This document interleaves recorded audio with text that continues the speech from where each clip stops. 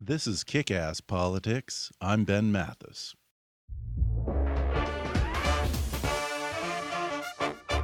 Hi, folks. Ben Mathis here with just a couple of quick announcements before we start the show. We're in the midst of our GoFundMe campaign to cover our production expenses for the coming year. And if you can, I'd like to ask for your help. I'm trying to raise our full production budget for 2016 by the end of this year, pretty much by Christmas time. So if you're enjoying the show, if you're getting something out of all this that I'm doing, then let me know by going to gofundme.com/kickasspolitics. Or you can go on our website at kickasspolitics.com and click the donate button. It's a chance for you, the listener, to participate in what I'm creating here, and there'll be some fun rewards for donating, chances for you to interact with me and the show more, and all sorts of neat stuff. You can give $5 or $500. Every little bit counts, and it shows me that Kick-Ass Politics isn't just falling on deaf ears out there in podcast land. So let me know you hear me. Go to gofundme.com/kickasspolitics, or go to our website at kickasspolitics.com and click on the donate link. Another way you can help out is by going on your Facebook page or Twitter to recommend Kick-Ass Politics to your friends, followers, minions, or whatever you call those people who like your vacation selfies and comment on your social media rants. And if you do this for me, each week you'll be entered to win a signed copy of a book by one of my recent guests. Now be sure to include a link to the podcast on iTunes so your friends can subscribe, and don't forget to tag us in your posts so we know that you participated and we can include you in that drawing. And if you really want to get ambitious and double your chances of winning, then promote the show on both your Facebook and Twitter. In fact, you'll be entered to win for every time that you recommend Kick-Ass Politics to your friends on social media. So make your friends my friends. Just help me gain some new listeners, and you'll have a shot at winning a cool prize every week. Thanks a lot, folks. And now, enjoy the show. Hi there. I'm Ben Mathis, and welcome to Kick-Ass Politics. Radical Islamic terrorists taking Christians as their slaves, ragtag pirates seizing U.S. merchant ships, covert operations, U.S. plots to orchestrate regime change in hostile states, and America appeasing her enemies. Sound familiar? Well, I'm not talking about ISIS. I'm not talking about Al-Qauda. I'm not talking about the Somali pirates. I'm not talking about recent events in Iran, Iraq, or Syria. I'm talking about the oft-forgot chapter in American history called the Barbary Wars, at a time 200 years ago when America was at her most vulnerable. We were heavily in debt to other nations after the Revolutionary War. Our economic fortunes were entirely dependent on our ability to trade with other countries, and we could no longer sail under the protection of the British Navy. In short, American ships were sitting ducks. And North African pirates routinely attacked U.S. merchant vessels, seizing the ships, the cargo, and taking American sailors as their slaves. Tired of getting pushed around, the Founding Fathers, led by Thomas Jefferson, decided to fight back. And what resulted was really the original U.S. War on Terror, and the moment when America first asserted herself on the world stage. It's all in a new book called Thomas Jefferson and the Tripoli Pirates, The Forgotten War That Changed American History, by Brian Kilmeade and Don Yaegar. Well, today, Brian Kilmeade's going to join me on the show to talk about it. You know him as the co-host of Fox News morning show Fox and Friends, and host of his own national radio show called Kilmeade and Friends. Guy's got a lot of friends. He and Don Yaegar are also the co-authors of their previous bestseller, George Washington's Secret Six, all about the first American spy ring. Today, Brian Kilmeade will talk about the Barbary Wars, Thomas Jefferson as a reluctant hawk who flexed America's military might, a defining moment for the new U.S. Navy and Marines, a daring attempt at regime change, and some very relevant lessons for America's modern-day war with radical Islam. Coming up with Fox News' Brian Kilmeade in just a moment.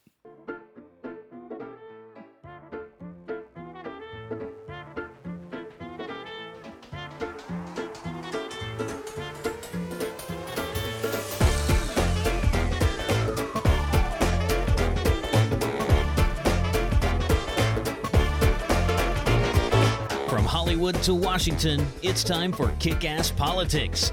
And now here's your host, Ben Mathis. My guest today is Brian Kilmeade. He's the host of Fox News morning show, Fox and Friends, and the host of his own national radio show, Kilmeade and Friends. He has a new book out called Thomas Jefferson and the Tripoli Pirates, The Forgotten War That Changed American History. Brian, thanks for coming on the show. I appreciate you having me on, Ben. Well, Brian, congratulations on your second book now that you've co-authored with Don Yaegar. What a fun read this is. I mean, this book reads like a novel or even really reads like a movie. And in reading it, I was thinking back to my American history classes as a kid. I think the Barbary Wars probably only got about a paragraph in the old history books back then. And the subtitle of the book is The Forgotten War That Changed American History. So for those who may not remember this chapter in our history, what were the Barbary Wars?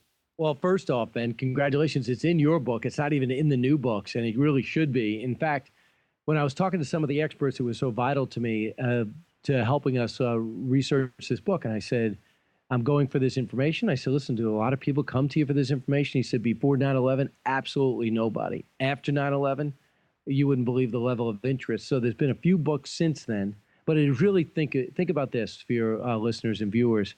It's the first war on terror against Islamic extremists. They were terrorists. They tried to get their own way, and they used the Quran as their excuse. They said, this is what the Quran says. If you are not a subscriber to Islam, therefore you're an infidel. Therefore, we now have the God-given right to plunder your cargo, take you and enslave you, unless, of course, you want to convert. So we're a young nation. We don't have a problem with anybody. We just want to market our goods and get our economy on its feet. But these nations of Morocco, Tunisia, Algeria, and Libya, which was then called Tripoli, they have a problem with us. So unless we make peace with them, they will continue to torture our guys and take our cargo. And if you're trying to turn your economy around, it's not a good idea to not have any products at your end game. So our number one customer was Southern Europe. Our number one route was through the Mediterranean, and we were their number one customer. We were the number one victim of these pirate states because we did not have a navy. Hence, we had to come to grips with that challenge and come up with a war plan to challenge these four nations. Yet we had presidents and leaders that didn't want to do it for a great reason. America didn't have the stomach for a long war, John Adams thought, and he thought if we fight them, we have to fight them forever. And we're not really looking to fight somebody forever. We just want to coexist peacefully and let everybody else tear each other apart. Yeah, and you talk about what a vulnerable spot America was in the years following the revolution and had massive amounts of debt, and we were completely dependent on trade if we were going to dig ourselves out of debt and actually become a real viable nation. 1/6 of our economy went through that area. By the time Washington became president, 20% of our GDP were checks, extortion checks, called tributes back then, to these four nations, along with the gifts that they demanded. They believed America was going to be an emerging nation. They believed that we had an embarrassing amount of riches, and they wanted to take total advantage of it, no doubt about it. And they did for a while. But we were late on our payments. We were late on a lot of our checks. We created a lot of tension. Our ambassadors over there wrote all about it, from James Cathcart to Ambassador Eaton at the time. They were called counselors. You had others like Richard O'Brien, who was originally was a prisoner for 9.5 years and then became an ambassador over there. They were right about, man, you guys are making it tough for us. Your checks are coming late and the gifts aren't exactly what they want, because we were reluctantly doing it. We're a new nation. We're proud, but yet we were writing checks to make sure the bully didn't beat us up. And that changed when Jefferson came into play. Yeah, and it was interesting. You really get to see kind of the growing pains of becoming a new nation. The good and the bad of independence was that, you know, we were used to being under the protection of the British flag. Suddenly, we're a man, I mean, figuratively speaking, a man without a country. We've got no protector at all.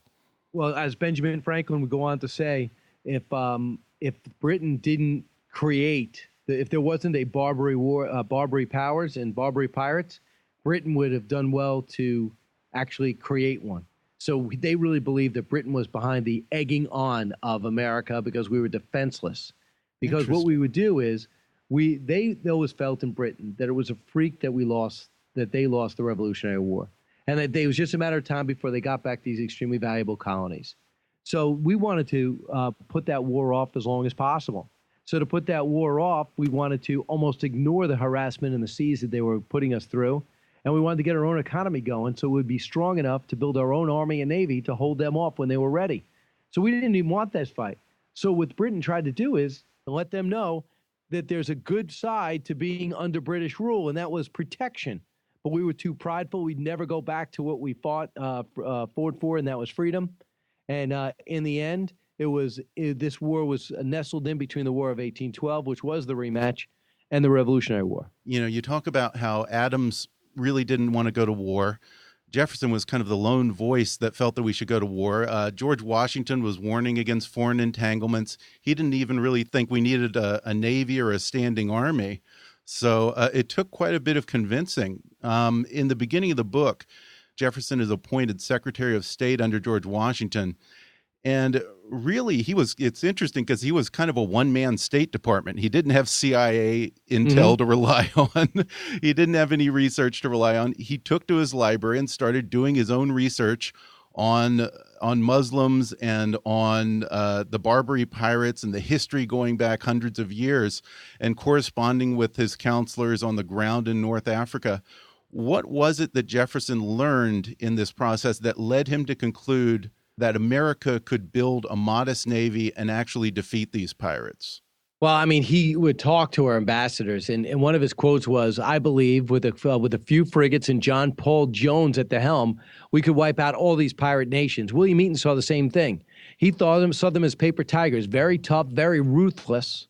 But if you fight them, they are not 10 feet tall. That's exactly what our Army, Navy, and Marines have said about ISIS and Al-Qauda.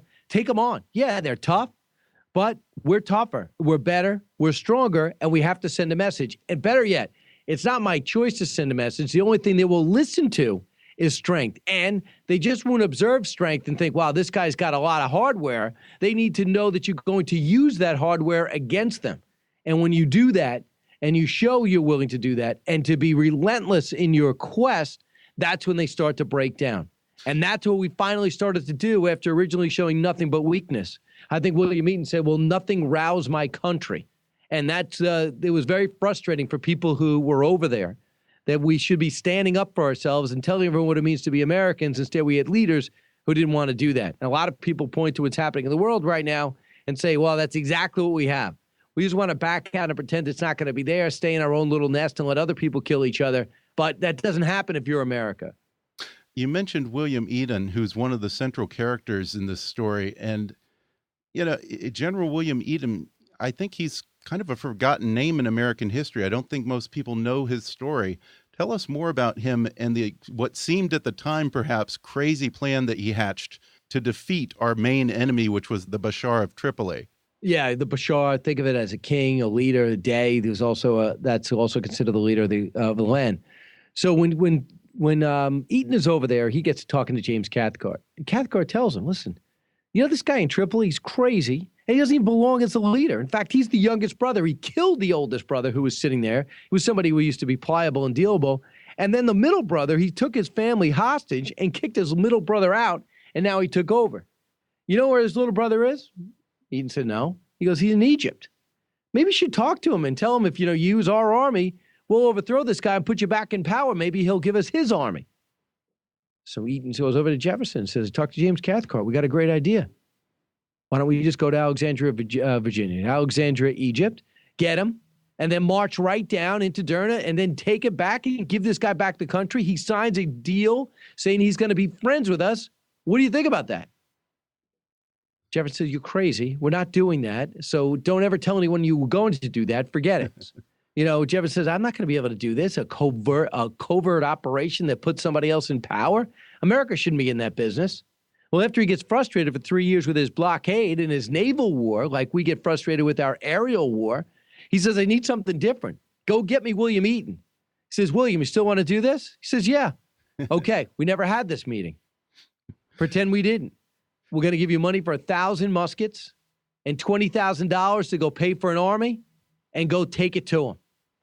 And he lands, and we chronicle it all. He lands in Egypt, goes to seek out Hamid, the deposed leader of Tripoli, and we're going to go put him in our place with 1,000 guns, some ammo, and a whole lot of gumption. And finally, and also $20,000 to go hire some mercenaries too. So you got some Italians, some Greeks, as well as just some flat out mercenaries, as well as the Arabs and Muslims that we had with Hamid. So together, they put together this hodgepodge of an army, and they went to work. And it was anything but smooth. They were turning on each other. No one believed in the mission. They all wanted to cash out, looking to get out. But somehow, some way, William Eaton, with his great leadership skills, they learned mostly under General Mad Anthony, who's an American military legend. He ends up going all the way in and taking Derna in 2.5 hours, led by Marine Presley O'Bannon. Marines fought fearlessly, relentlessly, and in the end, Tripoli was the first nation to fly the American flag because we had defeated it, but had no interest in oppressing its people. We actually gave them freedom. Yeah, and this is interesting because it's really America's first attempt at regime change. It's our first covert op, and it's the first time the U.S. Marines flex their muscles, really, isn't it? It is. You know, the Marines, I didn't know this, but during the Navy days, and they're part of the Navy, they would be the security officers on the ship. They'd be bigger and stronger than most. And anytime there was some people upset or they're getting bored or there's fights and drinking, it would be the Marines that had to bring some semblance of security. But when William Eaton needed volunteers to go all this way on this folly of a mission, it was the Marines, nobody else, who stood up and said, "Count me in." Yeah, and it's in the song, isn't it? From the halls of Montezuma to the shores of Tripoli. That's this war that they're talking about. We will fight our country's battles on land and in sea, and that's exactly what we did. And this is the war that they're talking about. And if you look at a Marine in their dress outfits, they have this sword that curls at the end. That sword is not designed by mistake. It was a gift. It was a gift from Hamid, the Muslim leader who's supposed to be back in power, to Presley O'Bannon, because he said, "Man, you guys fight like nobody's business. Take my sword as a show of respect." That sword became the standard sword for the Marines. Wow. You talk about how when Eaton goes to Egypt to try and track down Hamid, he has to go into a delicate negotiation with the Viceroy of Egypt, who ends up actually being a pretty valuable ally to the U.S. Isn't it an interesting contrast when you compare the Viceroy, who was a rational Muslim leader who we could do business with, and you compare him to the Bashar of Tripoli? Absolutely. I mean, this is what Jefferson said. I could deal with the Turks. They used to be in charge of an empire. What if I have to get their attention? How would you feel about me capturing a few Turks and tell them we're not going to give them back unless we get the Americans back, and the Turks will then come down on the Barbary powers because they're looking to slip underneath. They're looking to slip away from the Ottoman Empire, but they were still under the auspices and were very much intimidated by Turkey. That's how desperate we got. But when you talk about Hamid was the deposed leader, and he was a pliable guy, not a great leader. William Eaton taught him leadership. His brother Yusuf was tyrannical. William Eaton said things that weren't politically correct, called him an animal, a smelly animal that would sit there in, what we now call Indian style with his legs crossed and make all these demands while not showering and eating like a slob. And that's William Eaton chronicles it all in a book that he wrote, was written about him, called Life of Eaton. He fully cooperated with, he gave all his letters to, and he sadly died before it could be let out. Now, get this. Eaton dies in 1809. They published the book in 1813. And in November of this year, I was able to find it on eBay and buy it for $112. Wow. It should be like $112,000. Yeah. Minimum. But nobody knows how special this guy is.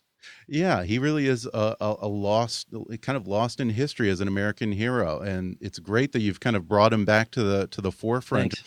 Well, we're going to take a quick break, and then when we come back, I'll talk more with Brian Kilmeade about the outcome of the Barbary Wars and some startling parallels and lessons for dealing with radical Islam in the 21st century.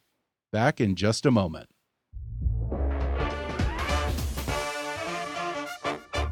If you're enjoying my conversation with Brian Kilmeade, then check out his new book, Thomas Jefferson and the Tripoli Pirates, The Forgotten War That Changed American History. And right now you can download the audio version of his book for free with a special promotion for our listeners from audible.com. Just go to audibletrial.com/kickasspolitics for a free 30-day trial and a free audiobook download. which can be Thomas Jefferson and the Tripoli Pirates by my guest today, Brian Kilmeade, or any of Audible's 180,000 titles for your iPhone, Android, Kindle, iPad, or MP3 player. That's audibletrial.com/kickasspolitics. Or click on the sponsor link on our webpage to download the free audio book of your choice. And if you like Kick-Ass Politics and want to help keep us on the air, then please support the show by making a donation to our GoFundMe campaign at gofundme.com/kickasspolitics. Or go to the show website and click on the donate link. Your support will help keep us producing new and interesting programs in the future. That's gofundme.com/kickasspolitics. And now, back to the show. We're back, and I'm talking with Brian Kilmeade about his brand new book, Thomas Jefferson and the Tripoli Pirates. So we're talking about General William Eaton and this mad plan he has to, for the first time in American history, basically overthrow a foreign power and install a friendly government there so that we can freely trade in the Mediterranean. He hatches this great plan. We get to Derna, and Tripoli is within our grasp. We have the Navy blockading Tripoli. Eaton's guys are marching into the region there. They've taken Derna. And then all of a sudden, when victory is right within our grasp, the plan all falls apart. Why did we snatch defeat from the jaws of victory like that? So listen, I know this guy's name is Tobias Lear, and he's the one who negotiated the peace. And that's why he was brought over there, to negotiate the peace. And who is Tobias Lear? Longtime aide, trusted confidant to George Washington, who suddenly, mysteriously, became an aide to Thomas Jefferson. Washington and Jefferson did not let it get along great. And it's not unreasonable to think there's something else going on, that they would actually share assistance after his passage. But that's what happened. Tobias Lear is on that ship to cut a deal. So as soon as he lands, we see the big ships. The hope was that Tripoli would say, oh, man, I don't want this fight. Look at the size of those ships and the size of that crew. But they don't care. He ends up ignoring that fact. So in the end, Tobias Lear keeps going ashore, trying to cut a deal, nothing. Then when word comes that William Eaton not only pulled off the impossible, a feat that Jefferson didn't even think was an issue, he just wanted them to have word that we're having a land war to rattle their cage. He had no idea we're about to win the land war. When that happens, you have this Pasha say, okay, let's cut a deal.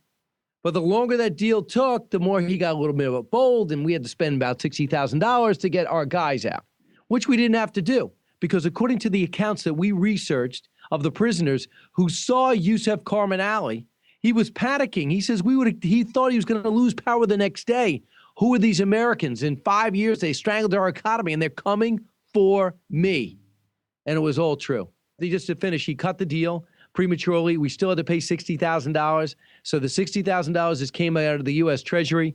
William Eaton feels like a failure. He's told you have 24 hours to get on a ship. He never fulfills his promise to put Hamid back in power. Hamid has to run for his life, and America looks bad internationally.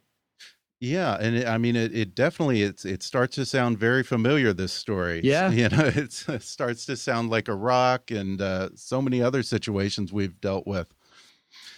Well, at the very end of the book, you do end on a high note. Now, that deal that they make ends up being a fragile peace, and we should have learned this lesson earlier from reading the book, from the earlier chapters, but we don't, and we make this deal, and it's a fragile peace, and just a few years later, we end up at war with England and at war with the Barbary pirates.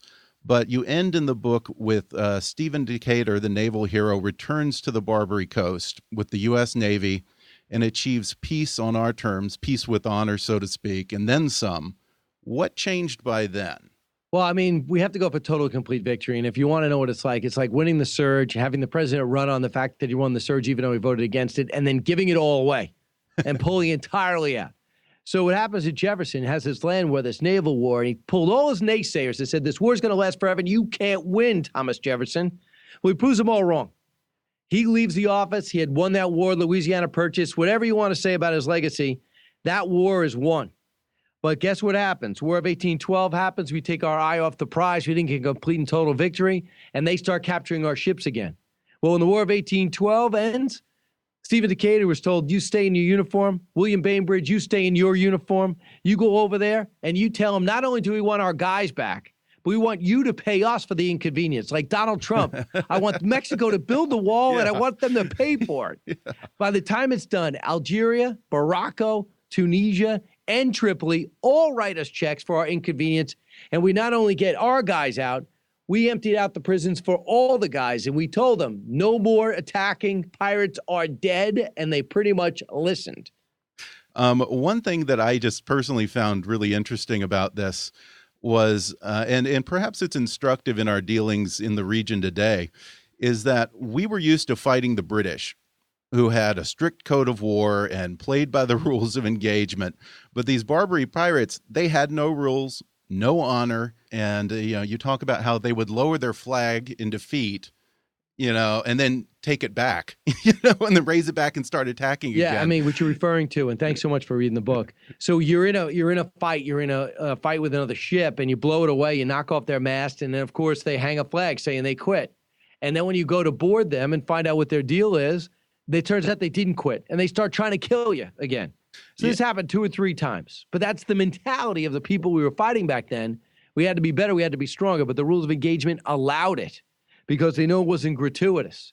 Yeah, and we kind of had to play their game, didn't we? Because in several of the moments where we engaged them, we flew under the Union Jack until we got just alongside them. Yeah. Then we suddenly lowered it and put up the stars and stripes and launched an attack.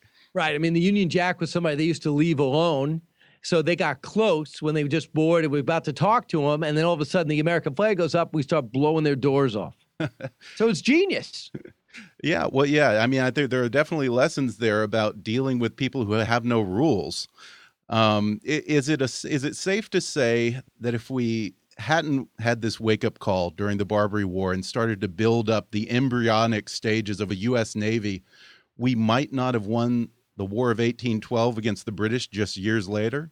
Yeah, I mean, you could say that. We became very, very proficient in the water.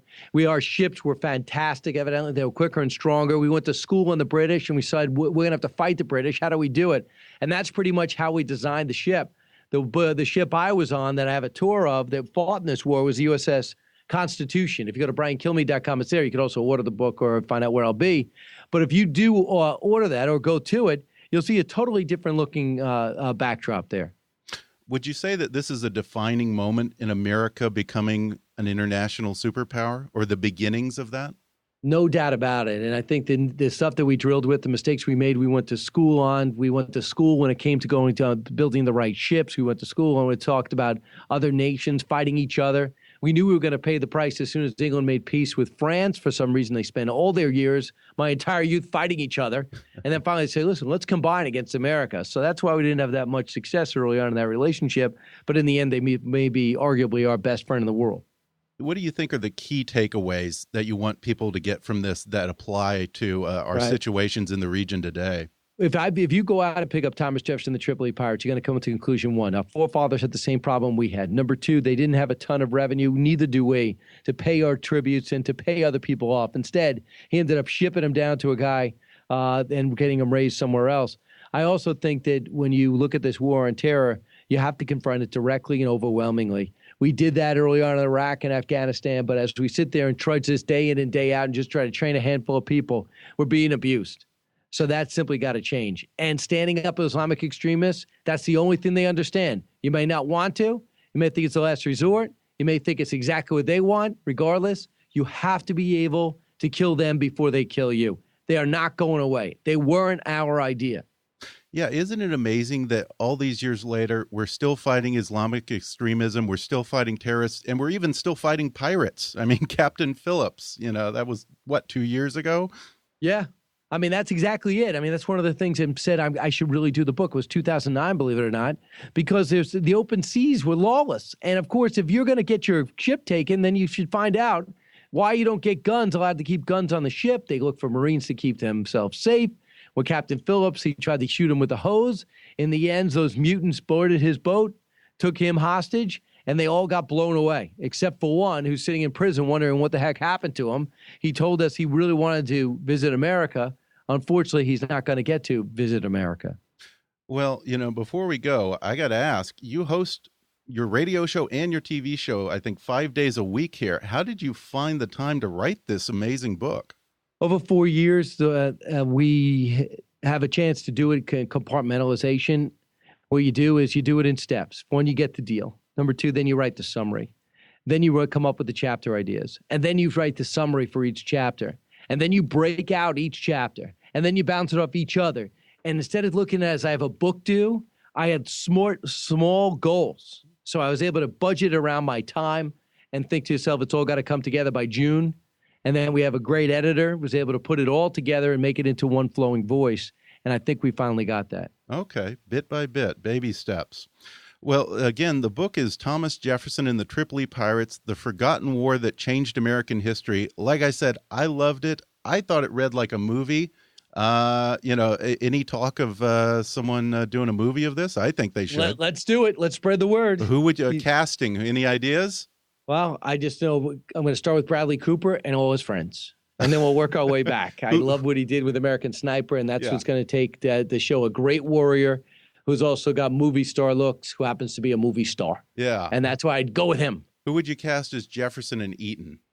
That's a good question. Is Eaton Mike Ditka in when it was in his prime, I think? Yeah. I would think a tough talking, you just need a tough talking, blunt speaking guy to play Eaton. He's one of the ultimate, our ultimate leaders of the time. I have to give it some thought before I cast it. Well, one day I hope that there is a movie of it, because this is just a fun story. If you're a history nut, even if you're not a history nut, it's great. It's applicable to everything going on. It's even great, I think, for young people. I think it's appropriate and fascinating. It's a great Christmas gift. Thomas Jefferson and the Tripoli Pirates, The Forgotten War That Changed American History. Brian Kilmeade, thanks so much for coming on the show. Thank you. And if you go to briankilmeade.com, you can find out how to get it personalized or signed or sent. So thanks so much for your time. I appreciate it. Thanks again to Fox's Brian Kilmeade for coming on the show to talk about his new book, Thomas Jefferson and the Tripoli Pirates, The Forgotten War That Changed American History. You can watch Brian Kilmeade every weekday on Fox and Friends or on his radio show Kilmeade and Friends on the Fox Radio News Network. And you can order Thomas Jefferson and the Tripoli Pirates by Brian Kilmeade and Don Yaegar on Amazon. So I'll include a link in the show notes for this episode, as well as on the website at kickasspolitics.com, where you can order it. It's also available for audiobook and Kindle, so definitely check it out, and it makes a great Christmas gift. Be sure to subscribe to the show on iTunes and leave us a review. The other thing you can do to help the show is to go on your Facebook page or Twitter to recommend Kick-Ass Politics to your friends and suggest that they subscribe. And if you do that, each week you'll be entered to win a signed copy of a book by one of my guests on the show. So be sure to tag us when you do so. You can tag us on Twitter at @KAPolitics, or our Facebook page is just Kick-Ass Politics. And as always, I welcome your comments, questions, gripes, and suggestions at comments@kickasspolitics.com. In the next episode, I'll talk with Garry Kasparov. He spent 20 years as the #1 ranked chess player in the world, and he's widely considered to be the greatest chess master of all time. But in 2005, he set aside his chessboard to take up the cause for democracy in his native country of Russia. Over the past 10 years, Garry Kasparov has become Vladimir Putin's harshest and most high-profile critic, and the de facto leader of the opposition movement against Putin. He has a new book in which he warns that Russia under Vladimir Putin represents not just a threat to Russia's neighbors, but a global danger to all free countries of the world. Coming up in the next podcast with Garry Kasparov. But for now, I'm Ben Mathis, and thanks for listening to Kick-Ass Politics.